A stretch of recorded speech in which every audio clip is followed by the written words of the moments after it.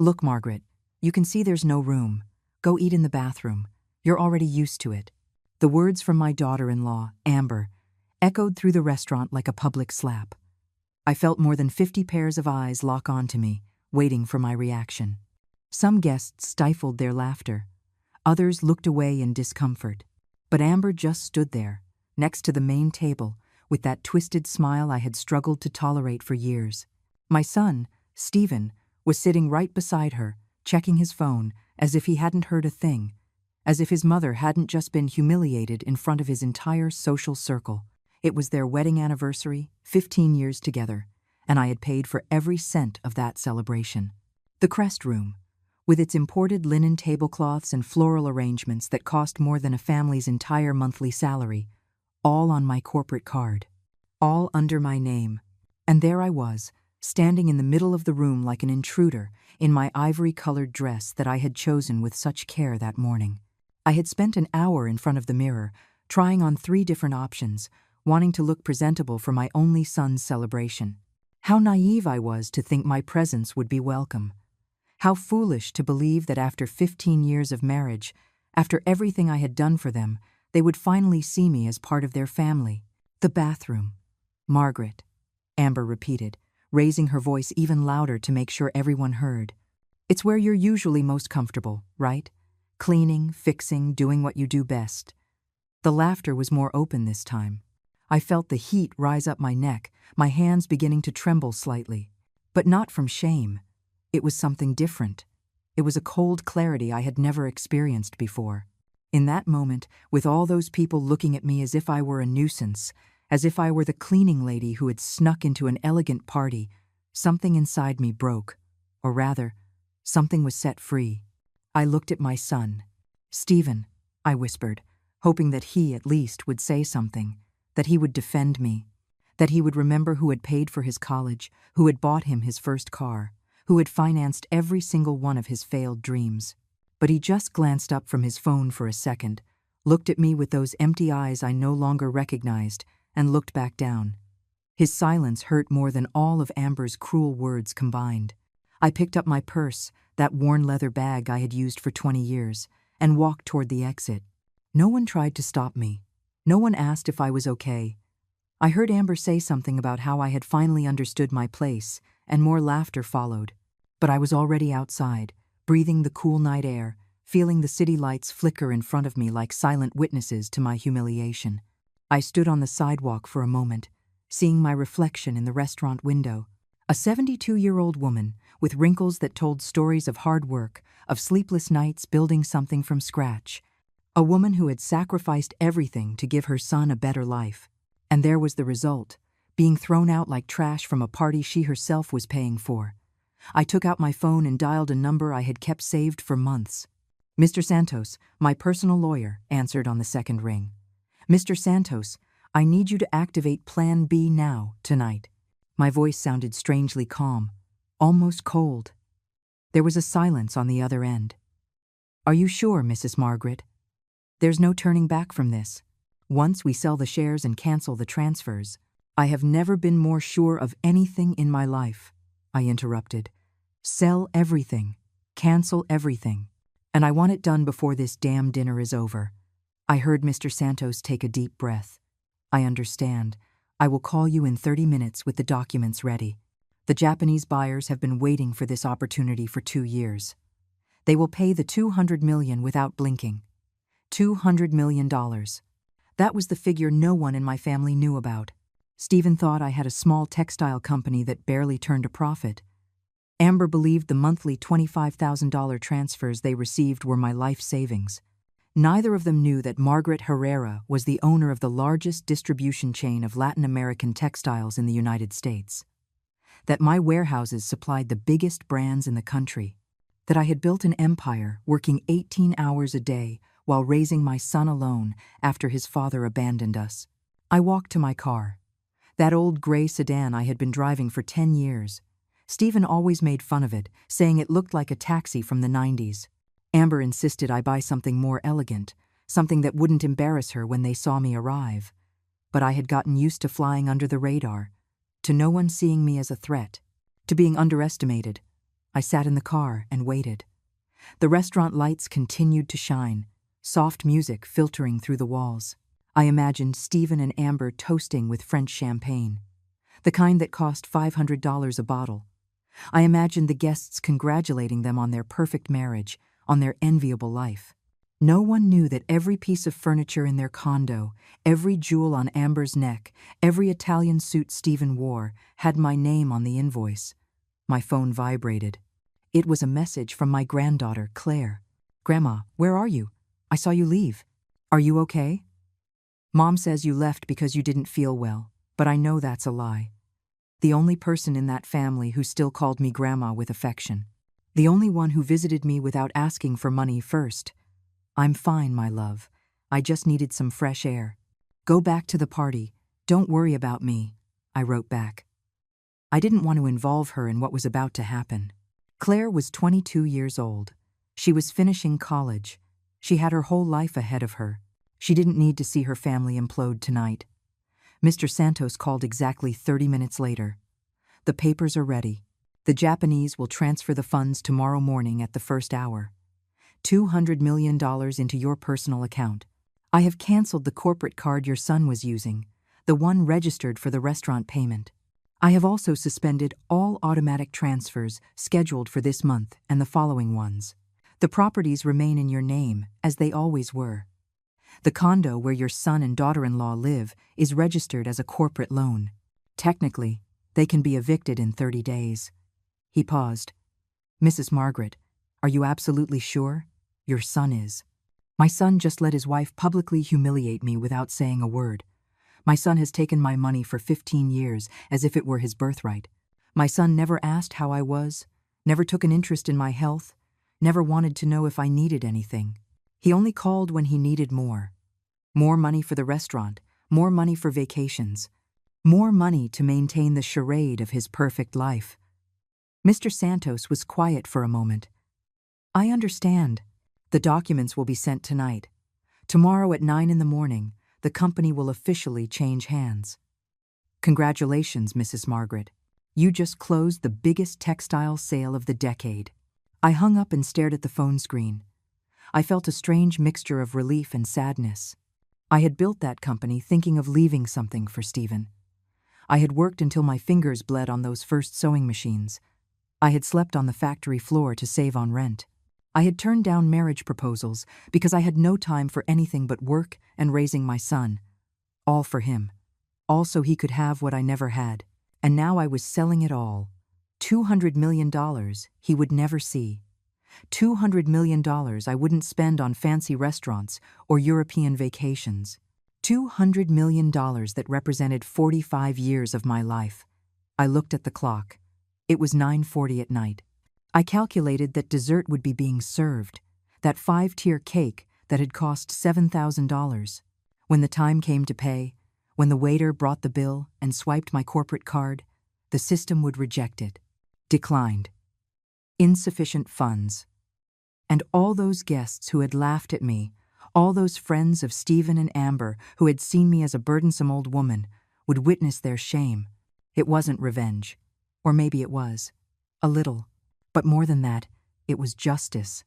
It was reclaiming my dignity. It was reminding them that the old woman they had sent to the bathroom was the only reason they could afford to celebrate in that place. I started the car and drove to my house. Not the luxurious condo where Stephen lived, not the residence with a pool that Amber always bragged about on her social media.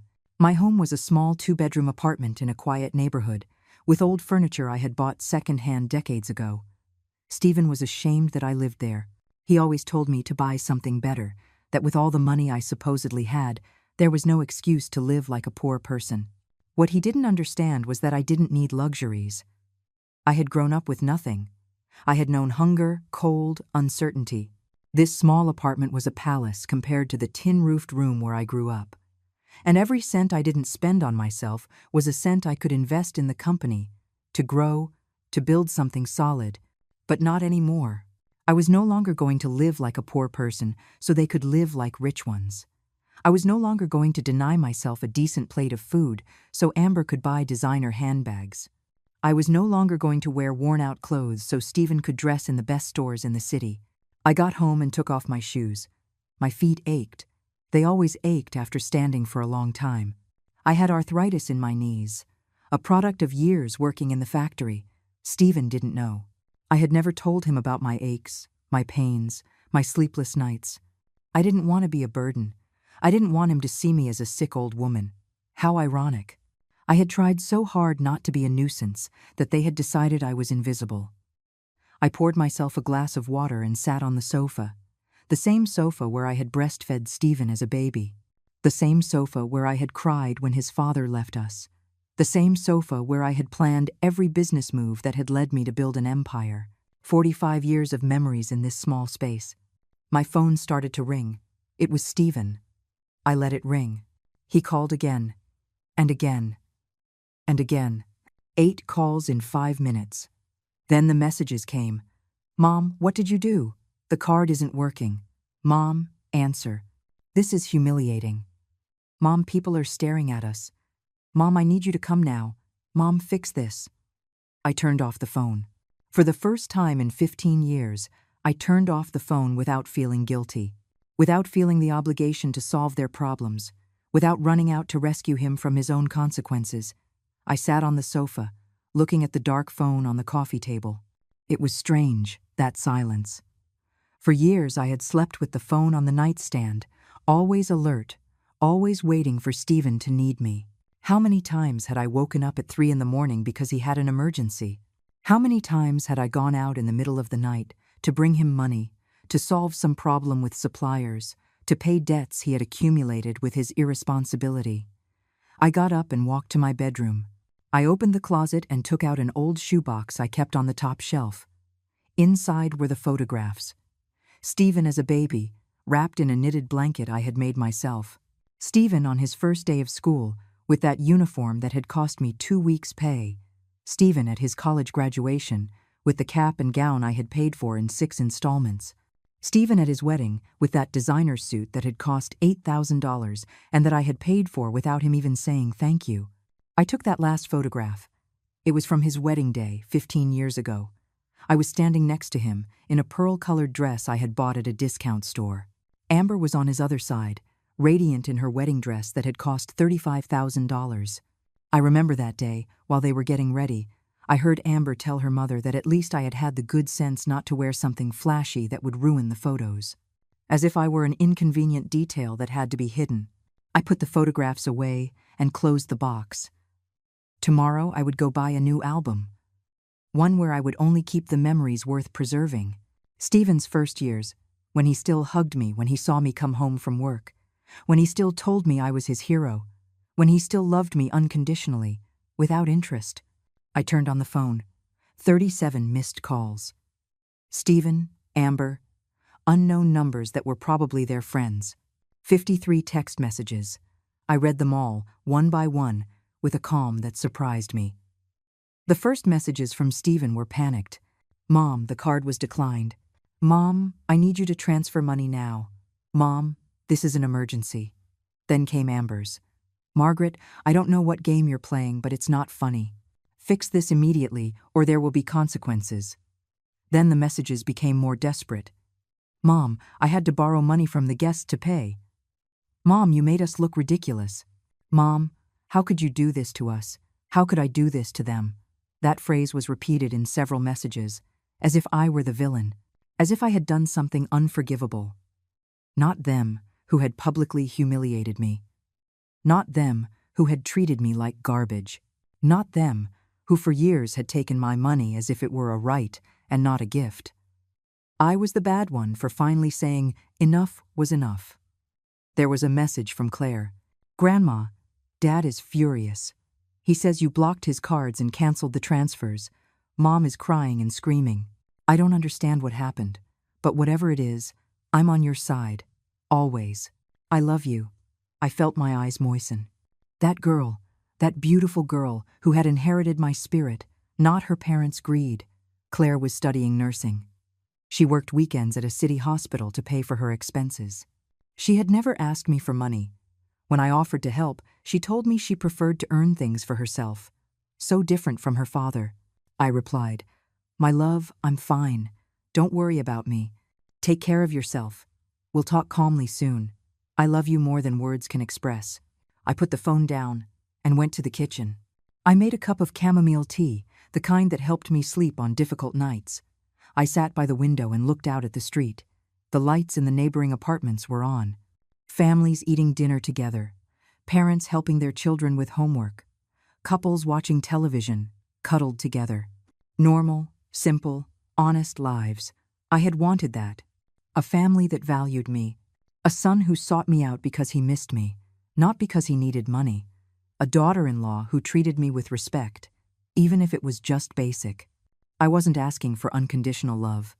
I was just asking not to be treated like a nuisance, like an ATM, like someone whose only function was to finance their whims. The phone rang again. This time it was a number I didn't recognize. I answered. "Mrs. Margaret Herrera? This is the manager of the Crest Room.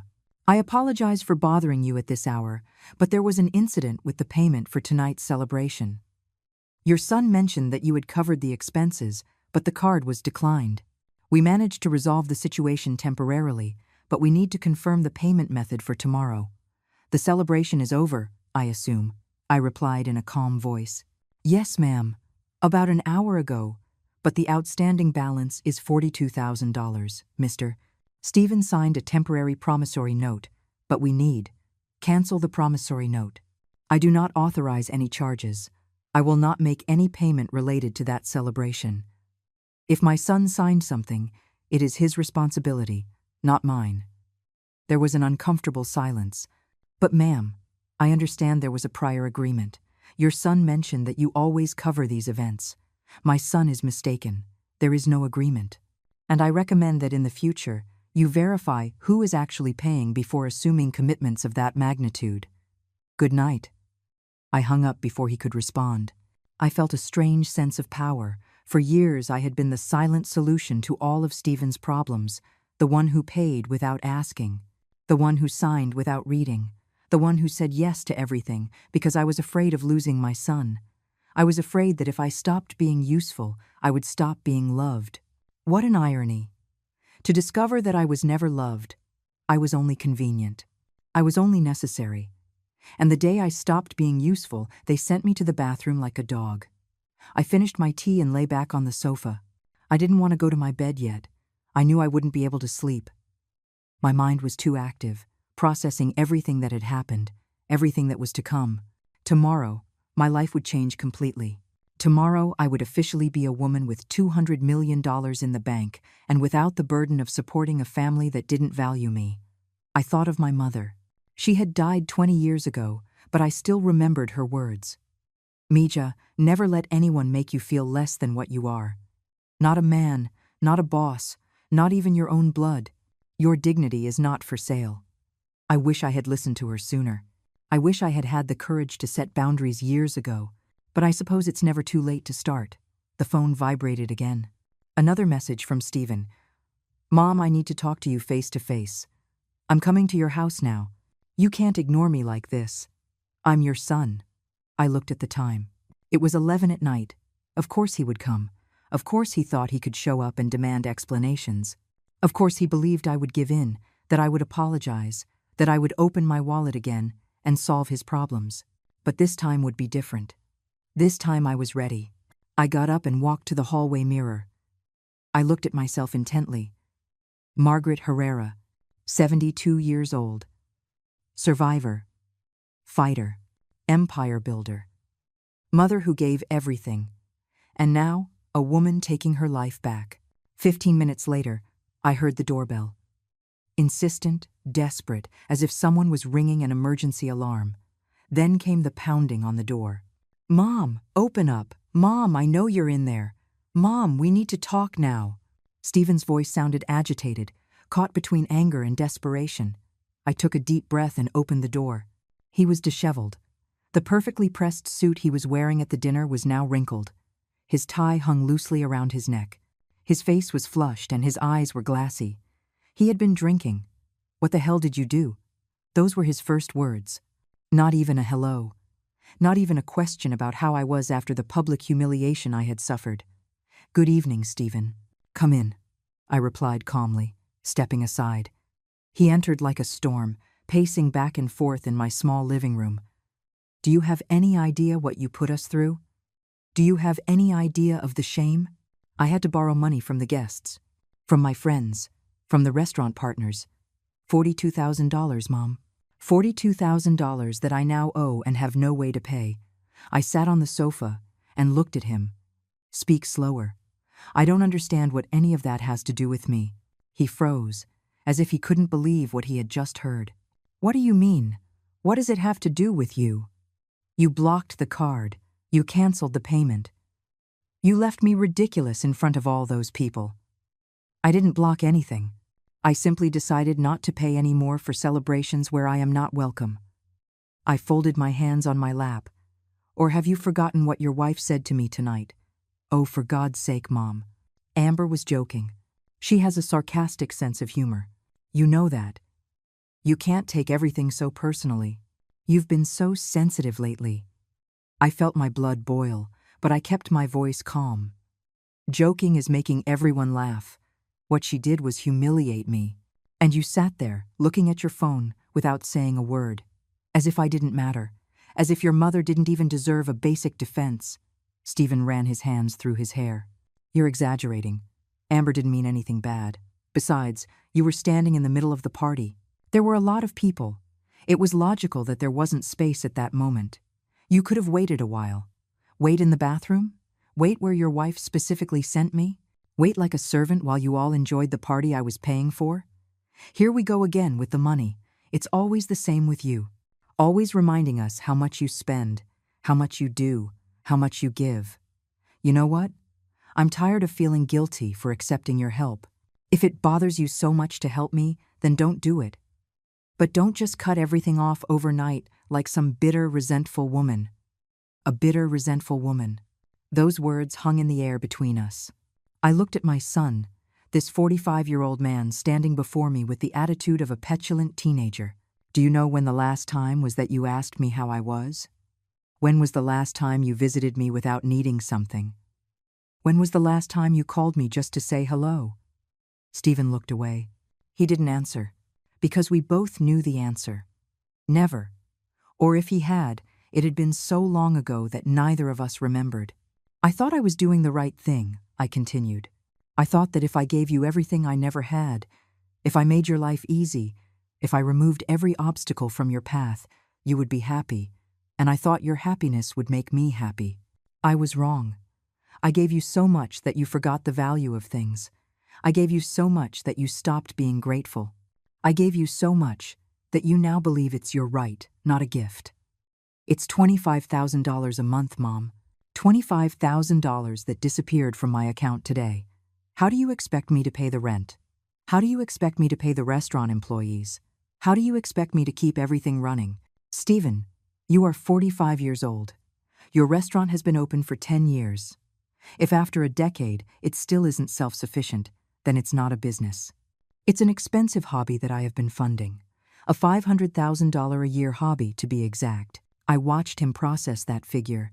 $500,000 a year. $25,000 a month multiplied by 12. For 10 years, $5 million in total, plus the condo, plus the cars, plus the vacations, plus everything else. I had probably invested close to $8 million in maintaining the illusion that my son was a successful entrepreneur. "The restaurant is going through a rough patch," he muttered. "The economy is tough. Customers aren't spending like they used to. The economy is always tough, Stephen. There's always an excuse. Last year it was the suppliers. The year before it was the competition. Before that it was the location. There is always something that justifies why you need more money. But there is never anything that justifies why you can't manage on your own." He sank into the armchair, his head in his hands. "I can't believe you're doing this. Right now. Just when I need you most. And when haven't you needed me? I've been your backup plan for 15 years. Your magic fix. Your permanent life raft. When was it enough? When were you going to stand on your own 2 feet?"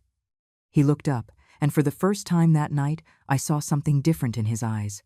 It wasn't anger. It was fear. Real fear of losing everything. "Mom, I promise things will change. I'll work harder. I'll make the restaurant work. I just need you to give me one more chance. One last chance." How many last chances, Stephen? This is probably number 20. And it always ends the same. "You promise." I give in. Nothing changes. "This time will be different.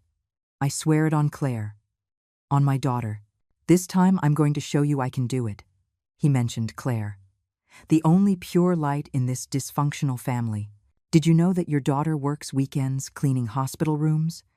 Do you know she studies until 2 in the morning because she has double shifts during the day? Do you know she's been wearing the same pair of shoes for 2 years because she doesn't want to spend on unnecessary things?"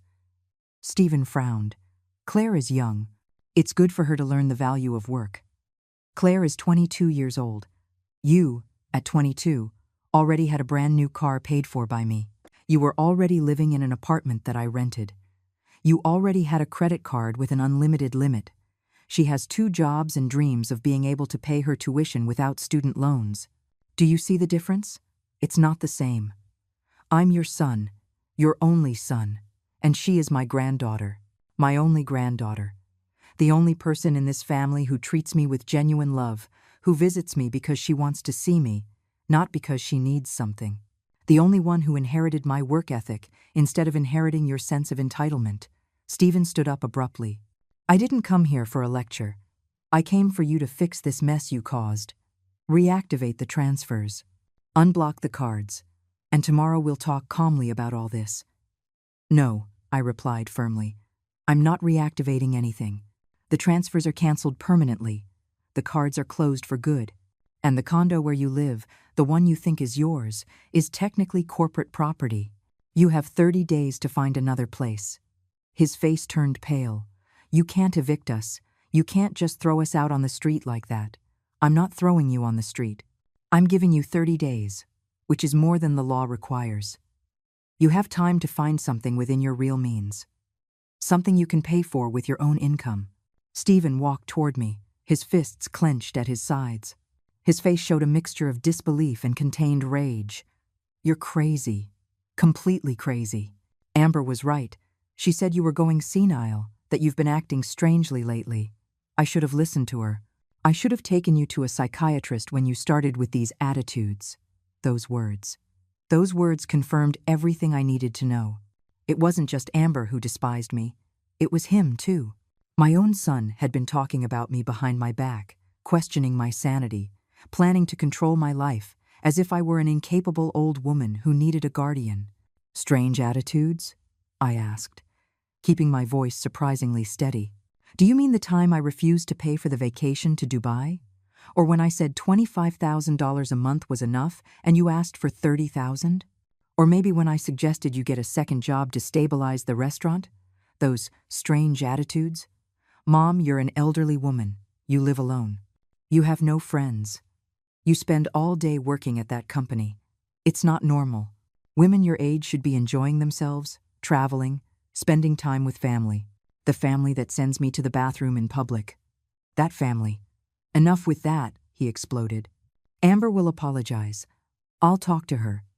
But you need to apologize too, for this dramatic stunt. For making us look ridiculous.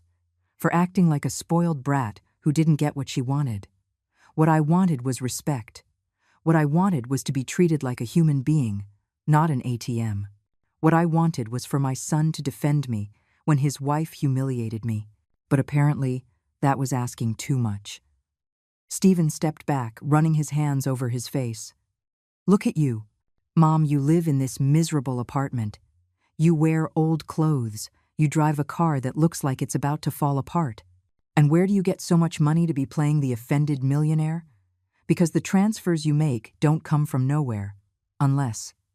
His eyes narrowed with suspicion. "Unless you've been hoarding money that should belong to the family. Money that should belong to the family. As if he had contributed a single cent. As if he had worked a single hour to build what I had built. The company is mine, Stephen. Completely mine. I built it from scratch. Every machine, every warehouse, Every contract, every client, everything is the result of my work. There is no family money. There is my money, the money I earned. And how much money are we talking about? He asked, with an almost calculating look that sent a shiver down my spine. Because if it's a big company, then technically I have a right to a part of it. I'm your only heir. Everything you have will eventually be mine. Eventually.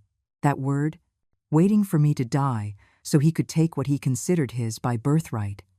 He didn't ask about my health. He didn't ask if I was sick. He just wanted to know how much money there was and when he could have it. The company doesn't exist anymore, I said simply. I sold it tonight. He froze. What? I sold the company. $200 million. The Japanese buyers are transferring the funds tomorrow. And before you ask, no, you will not see a cent of that money. Stephen staggered backward as if he had been physically struck. 200 million. You had $200 million and you made me live on $25,000 a month? You made me beg for scraps while you were a multimillionaire? I gave you $25,000 a month? $300,000 a year. Those aren't scraps, Stephen. That's more than 90% of the population earns in an entire year. But for you, it was never enough. You always wanted more. You always needed more. And I kept giving because I was afraid of losing you. Well, congratulations, Mom. You lost me. You lost me completely. His voice was trembling with rage. You know what I'm going to do? I'm going to sue you. I'm going to hire the best lawyer, and I'm going to prove that you're senile, that you're not in your right mind. I'm going to get that money back because it's mine by right.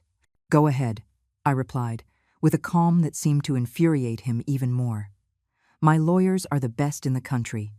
I've been preparing this transition for months. Every document is in order. Every signature is certified, and I have recent psychological evaluations confirming my complete mental capacity. I did it precisely because I knew you would try something like this. His face contorted into an expression of pure hatred. You will regret this. When you're old and sick, when you need someone to take care of you, I won't be there. When you're dying in a hospital, alone, you'll remember this moment. You'll remember that you chose money over your family. I didn't choose money over my family, Stephen. I chose my dignity over abuse. I chose my peace of mind over toxicity. And I chose to stop financing people who don't love me. If that makes me the villain of your story, I can live with that. He headed for the door, but before leaving, he turned around one last time. Mom was always weak. That's why Dad left her. That's why she never found anyone else. That's why she spent her life working like a slave, trying to compensate for the fact that she wasn't enough for anyone.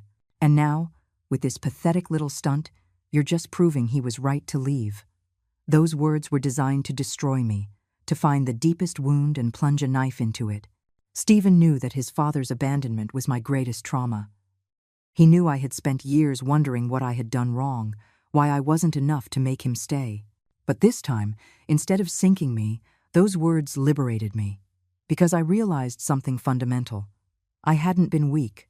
I had been strong, so strong that I had raised a son alone, so strong that I had built an empire from nothing, so strong that I had survived abandonment, poverty, discrimination, everything.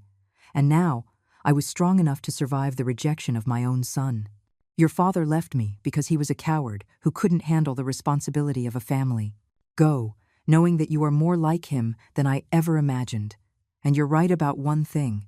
I worked like a slave, but not to compensate for anything. I worked to give you everything I never had. What a waste that effort was. Stephen left, slamming the door so hard it shook the walls. I heard his footsteps receding down the hall, then the sound of the elevator, then silence. A silence so deep that for a moment I felt the whole world had stopped. I sat on the sofa and looked at the clock. It was 1 a.m. In less than 6 hours I had lost my son. In less than 6 hours my life had completely changed. And the strange thing was, I didn't feel the devastating pain I expected to feel. I felt something different. I felt relief. The phone vibrated. It was Claire.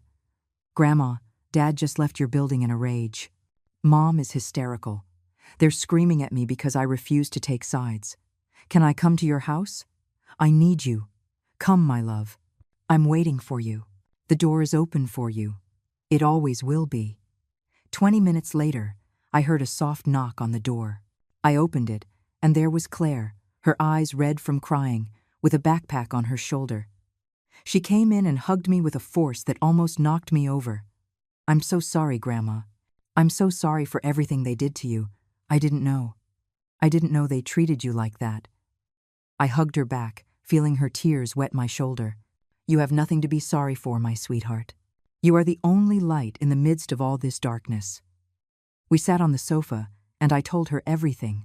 Every detail of the humiliation at the restaurant, the decision to sell the company, Stephen's visit, the cruel words he had said. Claire listened in silence, tears rolling down her cheeks, squeezing my hand in hers. I can't believe they're like that.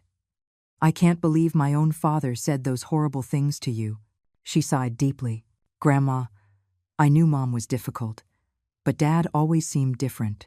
I always thought that at least he loved you. I thought so too, my love. But sometimes people show us who they really are, when they stop getting what they want from us. Claire was silent for a moment, processing everything. Then she looked up at me with those eyes that always reminded me of mine when I was young, full of determination and fire. Grandma, did you really sell the company for $200 million? Are you really a millionaire, and you never told us? I nodded slowly. I built that company from scratch, Claire. I started with a used sewing machine in the garage of a house I rented. I worked 18 hours a day, sewing uniforms for schools, tablecloths for restaurants, whatever I could. Your father was little. I took care of him while I worked. He slept in a crib next to the machine. That's how it all started. And how did you get from that to 200 million? I told her the whole story. How I had gotten my first big contract with a hotel chain. How I invested every cent of profit in more machines, more employees, more space. How, little by little, I went from sewing to distributing. How I identified a niche in the market that no one was covering. Quality textiles at competitive prices for American businesses importing from Latin America. How I built a network of suppliers in Asia and clients all over the continent. And Dad never knew any of this? I told him I had a small textile company. Technically, I wasn't lying. He never asked for more. He never showed any interest in my work. He only cared about how much money he could get from me month after month. I looked toward the window, where the sky was beginning to lighten. I think, deep down, I was afraid, Claire. Afraid that if he knew how much money I had, he would try to take it all at once.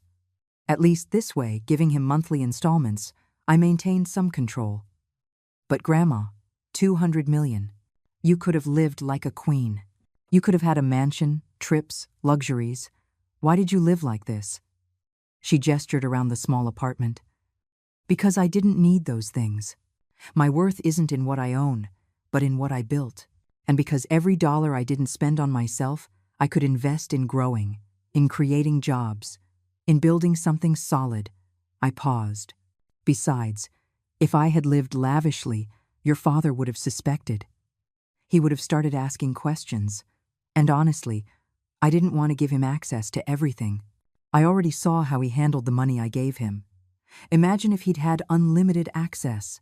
Claire shook her head, still processing. So, what are you going to do now? With all that money? With your life? The truth is, I don't know completely, but I know that for the first time in decades, I'm going to live for myself. I'm going to travel. I'm going to see those places I always dreamed of visiting but never had time for. I'm going to sleep in late, if I feel like it. I'm going to read books, without feeling guilty for not working. I'm going to discover who Margaret is, beyond being a mother and an entrepreneur. And, to us? Claire asked in a small voice. Dad and Mom?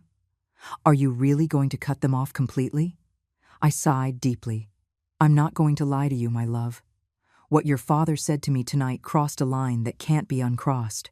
The words about your grandfather, about my weakness, about deserving to die alone, that wasn't said in a moment of anger. That came from a place of deep resentment that has been there for years.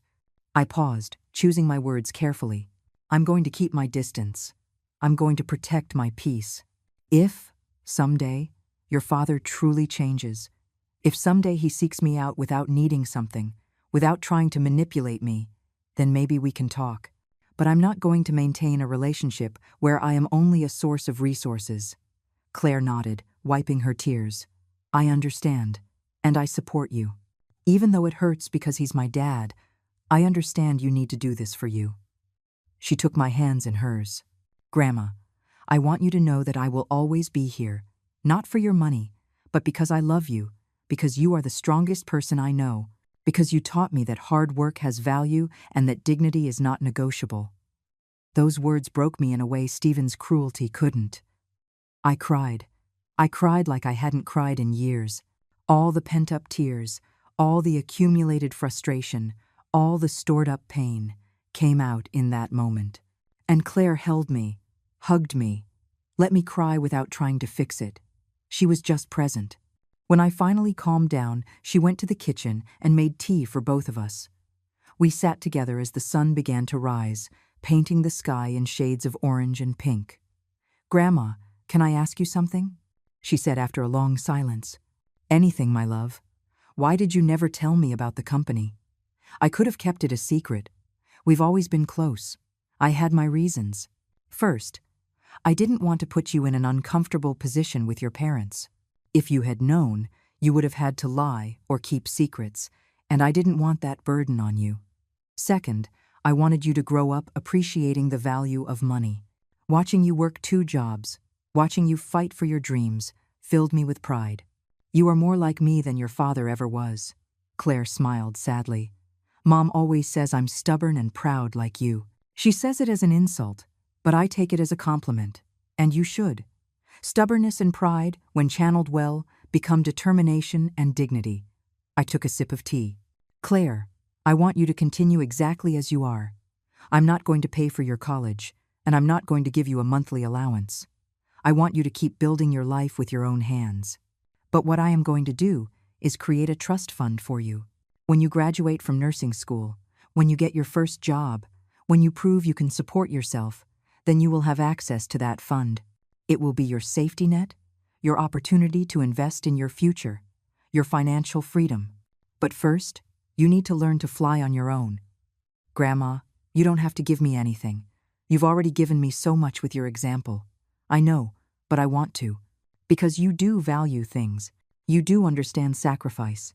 You do deserve to have opportunities without having to work to exhaustion as I did. I took her hand.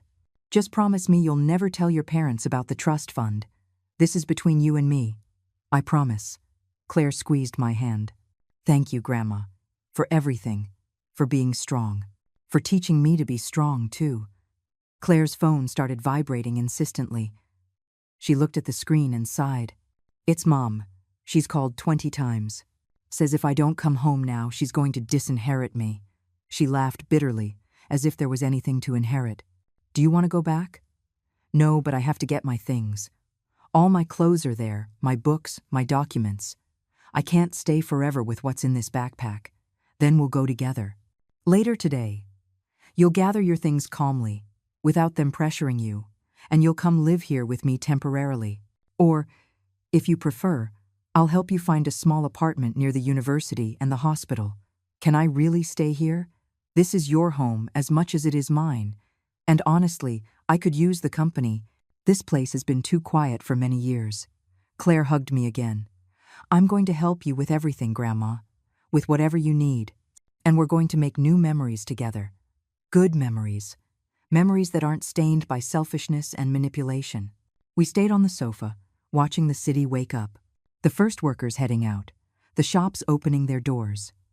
Life continuing as always, oblivious to the personal earthquakes happening in the privacy of homes. And for the first time, in a long time, I felt hope. Hope that maybe, just maybe, the best years of my life were still to come. At 10 in the morning, my phone rang. It was Mr. Santos, my lawyer. Mrs. Margaret, good morning. The funds have just been transferred. $200 million are now in your personal account. The buyers are extremely satisfied with the transaction. Congratulations again on closing this historic deal. Thank you, Mr. Santos. And the other matters? Everything is in order. The automatic transfers have been permanently cancelled. The corporate cards are closed. The condo has been reclassified as your personal property, not corporate, which means you can proceed with the eviction when you see fit. I have sent the official notification by certified mail this morning. Your son has 30 calendar days to vacate. Perfect. One last thing, Mr. Santos. I need you to prepare a trust fund for my granddaughter, Claire Herrera, 22 years old. I want to deposit $5 million, but with specific conditions. She will not have access until she graduates from college and maintains a stable job for at least 6 months. I want her to learn to stand on her own, 2 feet first. En excellente décision. Any additional restrictions? Yes. Her father cannot be a co-beneficiary or have any type of access to or information about this trust. In fact, no one other than Claire, you, and I should know of its existence. Is that clear? Perfectly clear, Mrs. Margaret. I will have the documents ready in 48 hours. I hung up and looked at Claire, who had been listening with wide eyes. $5 million is too much, Grandma. It's a fortune. I don't need that much. It's not too much. It's exactly what you need to have freedom. To buy a house one day. To open your own clinic if you want. To travel. To study more. For whatever your heart desires. But first, you're going to prove that you can build your life without depending on that money. When the time comes, it will be a tool, not a crutch. Claire nodded, tears in her eyes. I'm going to make you proud, Grandma. I promise. You already make me proud, my sweetheart. Every single day. That afternoon, we went to Stephen and Amber's condo together. Claire used her keys to get in. The living room was a disaster. Empty wine bottles on the coffee table. Dirty dishes in the sink. Amber was on the sofa, in her pajamas, with her makeup smeared and her hair disheveled. When she saw me walk in behind Claire, she shot up. What is she doing here? This is my house. She has no right to just walk in like that. Technically, it's my house, I replied calmly, and I came to accompany my granddaughter while she collects her belongings. Claire isn't going anywhere. She's my daughter. She stays here, where she belongs. Amber crossed her arms, trying to look authoritarian despite her messy appearance. I'm 22 years old, Mom. I'm an adult. I can decide where I live. Claire walked toward her bedroom. I'm going to pack my things. I'll disinherit you, Amber screamed. If you go with that woman, you won't see a cent of our inheritance. What inheritance, Amber? I asked, with genuine curiosity. The condo I paid for? The furniture I bought? The restaurant that's been operating at a loss for years? What, exactly, are you planning to leave her? Amber turned red with rage. You have no idea what we've built. Stephen is a successful businessman. Our restaurant is renowned throughout the city. Your restaurant has lost money every single month for the last 3 years. I know, because I was covering those losses. $25,000 a month, of which at least $15,000 went straight to plugging the business's financial holes. The other $10,000 you spent on your lifestyle. I took some papers from my bag. I have the financial statements right here. Would you like to review them? Amber turned pale. How did you get those? That's private information. It's information my accountant compiled every time my son asked me for money for the business. He always told me it was an investment, that one day I'd see returns. I've been waiting years for those returns. They never came. I left the papers on the table. The restaurant is an expensive fantasy that I was financing.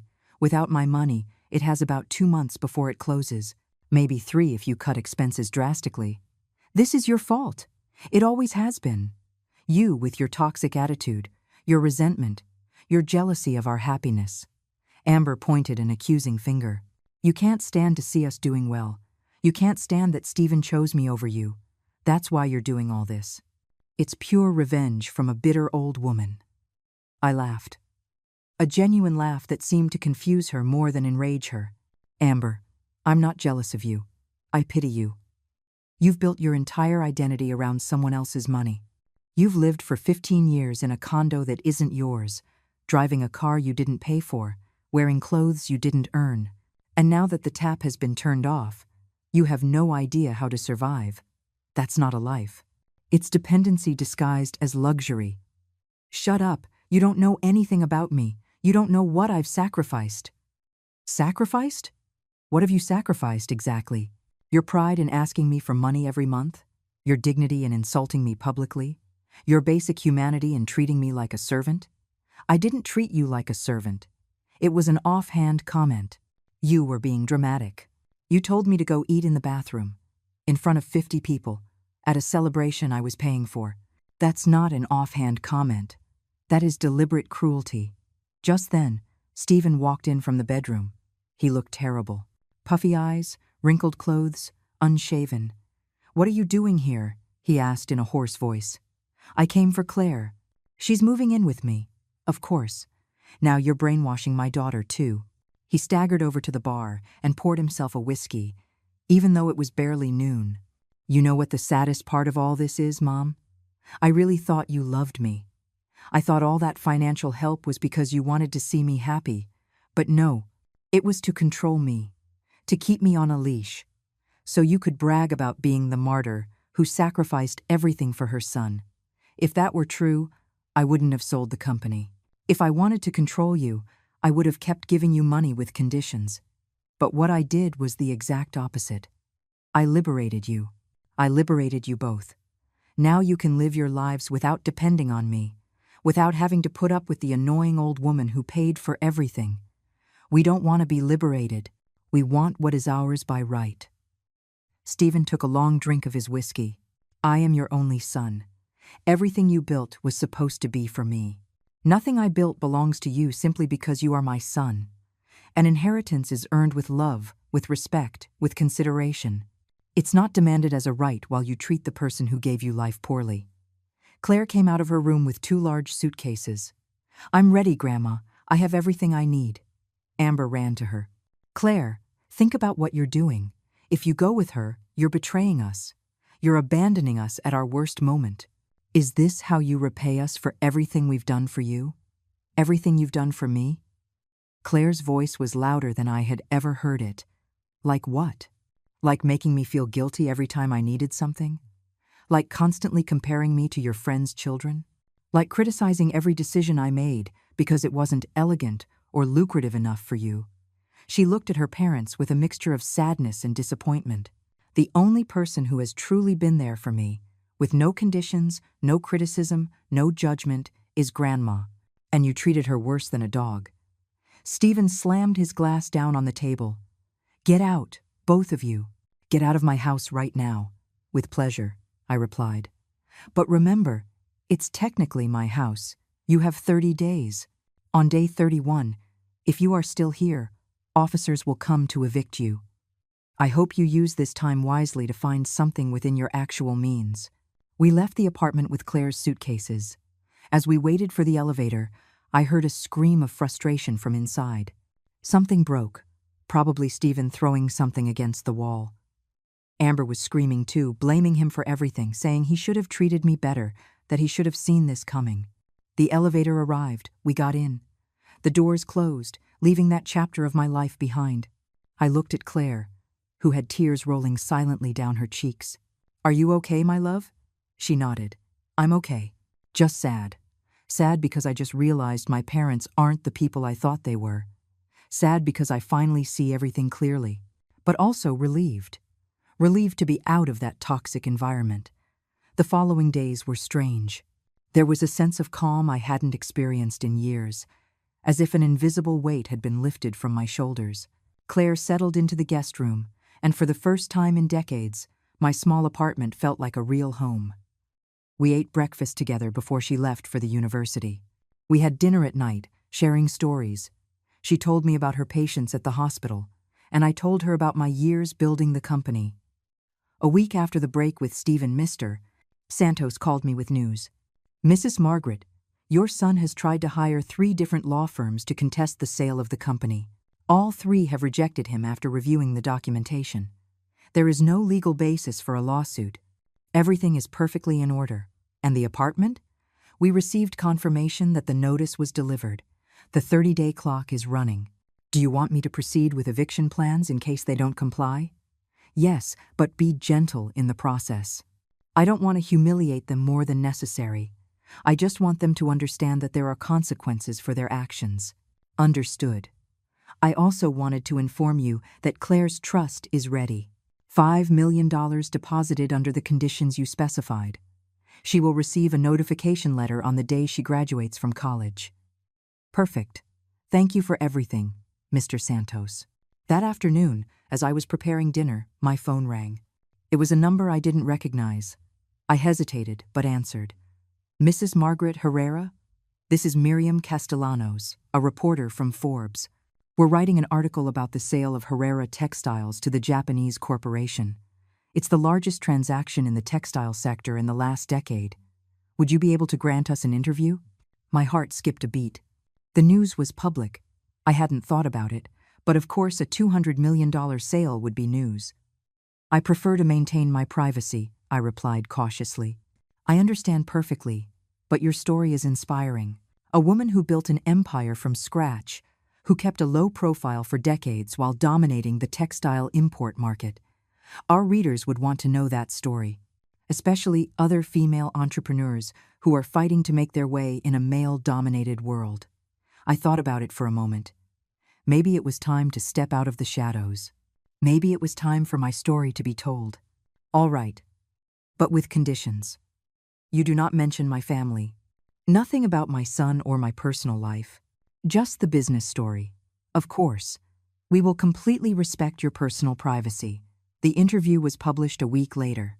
The headline read, Margaret Herrera, the invisible millionaire who revolutionized American textiles. The article detailed my journey, from the sewing machine in the garage to the distribution empire.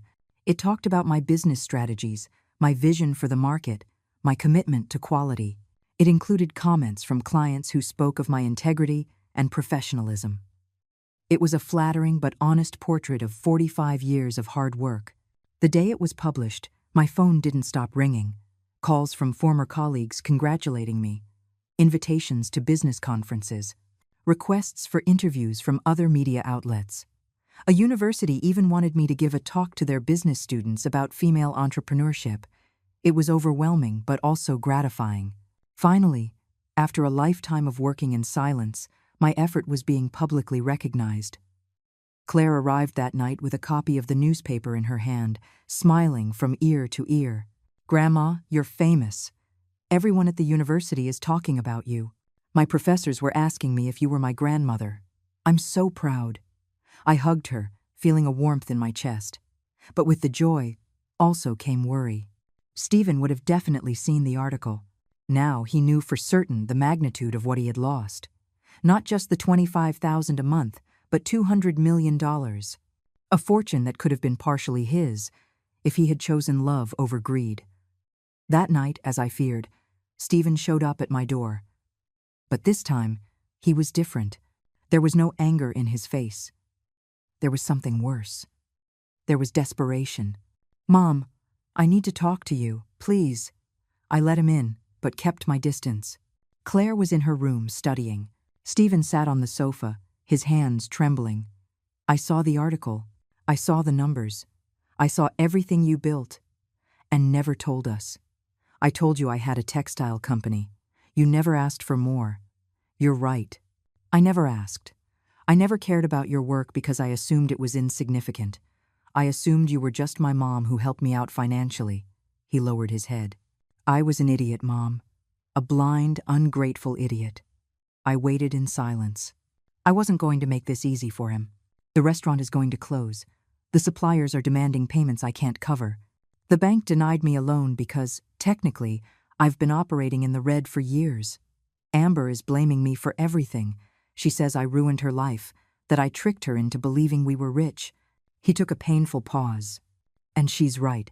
I tricked myself, too. What do you want from me, Stephen? He looked up, his eyes bloodshot. I'm not here to ask for money. I know that after everything I said, after how I treated you, I don't deserve a single cent. I came to ask for your forgiveness. Forgiveness for not valuing you. Forgiveness for letting Amber humiliate you. Forgiveness for treating you like an ATM instead of my mother. His words sounded sincere, but I had heard apologies before. Apologies that lasted until the next time he needed something. And what changed, Stephen? Why do you care now? Because I lost everything. The restaurant, the condo, my marriage. Amber left me yesterday. She said she married a successful man, not a failure who depended on his mom. She left with everything she could carry. The jewelry, the designer clothes, even the money from the safe. She left a note saying she didn't sign up to be poor. His voice broke, and as I watched it all fall apart, I realized that the only person who ever truly loved me unconditionally, who truly sacrificed for me without expecting anything in return, was the one I treated the worst. I felt a mix of emotions. Part of me wanted to hug him, to comfort him like I did when he was a child. But another part, the part that had been deeply wounded, held firm. Stephen, I appreciate your apology. I really do. But apologies aren't enough. Words are easy. Real change is hard. I know. And I don't expect you to forgive me right away. I just want the chance to show you that I can change. To show you I can be the son you deserve to have. How do you plan to do that? I got a job. As a manager at a textile store. Ironic, isn't it? Working in the sector where you were queen, and I didn't even know. The salary is modest, $3,000 a month, but it's honest. I found a small apartment I can afford. It's about the size of this place, maybe smaller. No luxuries, no pretensions, just the basics. He paused. I'm going to learn to live within my means. I'm going to learn to appreciate what I have instead of coveting what I don't. I'm glad to hear that. I really am. Mom, I'm not asking you for money. I'm not asking you to help me with the apartment or with debts. I'm just asking that one day, when you see that I've really changed, that I've really learned, you'll give me another chance to be your son, not your income source, not your project, just your son. I looked at this 45-year-old man, reduced by circumstance to something perhaps more humble, as he always should have been. Time will tell, Stephen. For now, focus on rebuilding your life, on finding out who you are without someone else's money holding you up. And if in 6 months, a year, 2 years, you've really changed, then we'll talk. He got up to leave, but before he reached the door, he turned. One more thing. Claire, can I see her? Just to tell her I love her and that I'm sorry I failed her too? That's her decision, not mine. But I'm warning you, Stephen. If you hurt her, if you try to manipulate her or use her to get to me, we are finished for good. Understood? Understood. I called for Claire. She came out of her room cautiously. She had heard the entire conversation from her room. Dad, she said simply, not moving closer. Stephen cleared his throat. Claire, I know I failed you. As a father, as an example, as everything. I have no excuses. I just want you to know that I love you, and I'm going to work every day to be someone you can be proud of. Claire looked at him in silence for a long moment. Then she nodded slowly. I hope you mean it, Dad. I really hope you do. Because I still love you. But loving you doesn't mean I'm going to let you hurt me. I learned that from Grandma. I understand. And I respect that. Stephen walked to the door. Take care of your grandmother. She's a treasure I didn't know how to value. When he left, Claire sat next to me. Do you think he'll really change? I don't know, my love. People can change, but only if they truly want to. Time will tell. For now, we'll get on with our lives. The months passed. I truly began to live for the first time in decades. I hired a financial advisor who helped me invest the $200 million wisely. I created foundations to support female entrepreneurs, scholarships for low-income students, and textile training programs for marginalized communities. The money I had accumulated began to have a purpose beyond supporting people who didn't appreciate it. I traveled. I saw Italy, as I had always dreamed. I walked the streets of Rome. I ate fresh pasta in Tuscany. I rode a gondola in Venice. Then I went to Spain, to France, to Greece. Every place showed me that the world was bigger and more beautiful than my small life of work had allowed me to see. Claire joined me on one of the trips during her vacation. They were the 2 happiest weeks of my life. I bought a house. Not an ostentatious mansion, but a comfortable home in a quiet neighborhood with a garden. It had space for visitors, a library where I finally read all those books I had bought but never had time to open, and a kitchen where Claire and I experimented with new recipes on Sundays. I gave lectures at universities. I shared my story with young entrepreneurs, especially women facing the same obstacles I had faced. I told them that success isn't just measured in money, but in the ability to stay true to your values while building your dreams. I told them that setting boundaries isn't selfishness, it's survival. I told them to never, ever let anyone make them feel small. Stephen kept his word, to an extent. He kept his job. He moved into that modest apartment. He didn't ask me for money. Every 2 weeks, he sent me a brief message, a hello, a question about my health. Small steps toward rebuilding what was broken. I replied cordially, but kept my distance. Trust is built with time and consistency, not with words. 6 months after our last conversation, he invited me for coffee. I accepted. We met at a simple coffee shop, not one of those luxurious restaurants he used to frequent. He looked different, thinner, more tired, but also more real. There was a humility in his eyes I had never seen before. We talked for 2 hours. He told me about his job, about the challenges of living on a tight budget, about the lessons he was learning. He told me he had started therapy to work on his behavioral patterns and his sense of entitlement. He showed me pictures of his new apartment. A small space, but clean and organized. There were no luxuries, just the essentials. "You know what's strangest, Mom?" he said as we drank our coffee. "I'm happier now than when I had everything. I don't have the stress of keeping up appearances. I don't have to pretend to be something I'm not. I can sleep peacefully, knowing that the little I have is the product of my own effort." I'm glad to hear you say that, Stephen. Truly. I still think about that night, about the horrible things I said to you, about Dad, about you dying alone. He closed his eyes in pain. Not a day goes by that I don't regret it. Not a night I don't wake up thinking about how I could have been so cruel to the person who loved me most. Words hurt, Stephen, especially when they come from those we love. But they also show us truths we needed to see. Your words showed me that I had lost my dignity trying to buy your love, and that had to end. You weren't buying my love, Mom. I always loved you.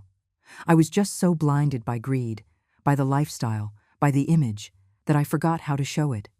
Love is shown with actions, not words. And for years, your actions said that I was only worth what I could give you. He nodded, accepting the truth. You're right, and I'm going to spend the rest of my life trying to change that. Not so you'll give me money, not so you'll include me in your will, just because you are my mother, and you deserve to be treated with love and respect.